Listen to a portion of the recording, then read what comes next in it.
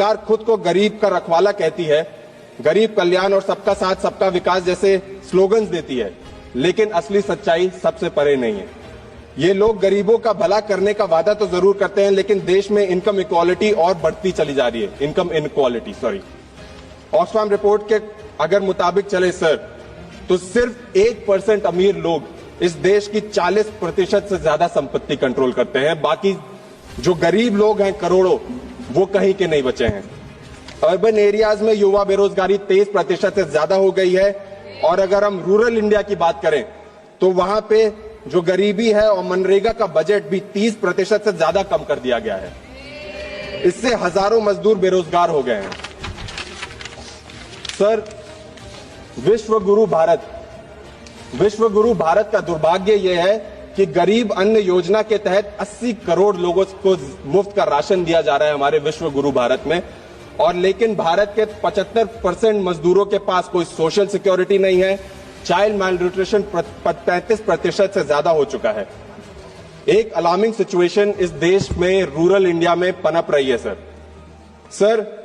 इसके बावजूद सरकार का ध्यान बड़े बड़े इवेंट्स ऑर्गेनाइज कराने में है, महंगे इंफ्रास्ट्रक्चर प्रोजेक्ट्स और कॉर्पोरेट टैक्स कट्स पर है, जबकि गरीब अपनी हालात से खुद लड़ने को मजबूर है। यह डिस्कनेक्ट छोटे व्यापारियों के साथ भी क्लियरली दिखाई देता है सर, जो देश की इकोनॉमी का बैकबोन कहे जाते हैं। उनका भी बुरा हाल है। बड़ी कंपनीज बिना किसी रुकावट के एक्सपैंड कर रही हैं, लेकिन छोटे दुकानदार और व्यापारी सरकार के अनदेखी का शिकार हो रहे हैं। सरकार फाइनेंशियल इंक्लूजन और लोन प्रमोट करने की बात तो करती है, लेकिन उसमें ये लोगों को जोड़ती नहीं है।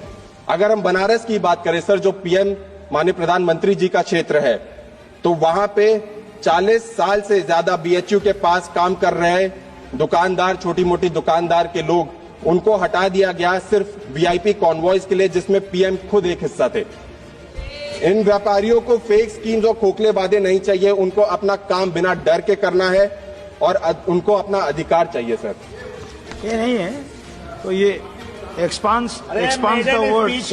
अनपढ़ expands the word. नौजवान लड़का है, पहली बार सर, लेकिन ये प्रधानमंत्री जी का संसदीय क्षेत्र है, उसके बारे में बोल रहा था, और ये हकीकत है। इन व्यापारियों को फेक स्कीम्स नहीं चाहिए सर, उनको अपना हक और अधिकार चाहिए।